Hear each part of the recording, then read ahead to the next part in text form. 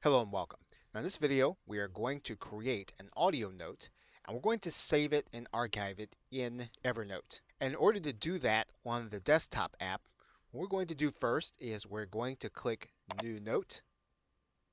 And then once we have the note open, we're going to give that note a title. And then once we do that, we're going to look to the toolbar and then we're going to click this link that says Record Audio. And then what we're going to do, and you'll see that this audio is actually recording, and you can see the meter as it records speech. And we're going to go ahead and click the record button. And what's going to happen is that Evernote is going to actually record the audio as speech is heard in this particular case.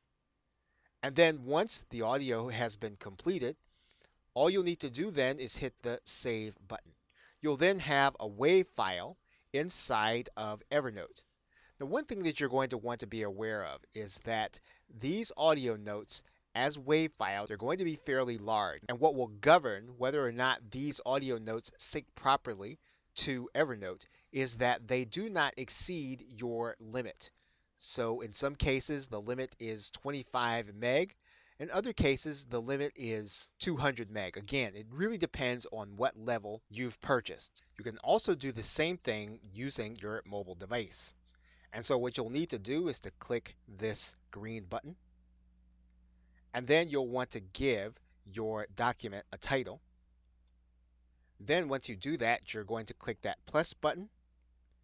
And then you're going to click Record Audio. Evernote is then going to want to use the microphone, and then you will be able to dictate into your mobile device just as if you were dictating into your PC or just as we did prior to this.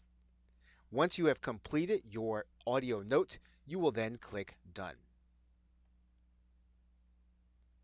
You'll then have a similar file inside of Evernote for you to be able to use and notate and categorize.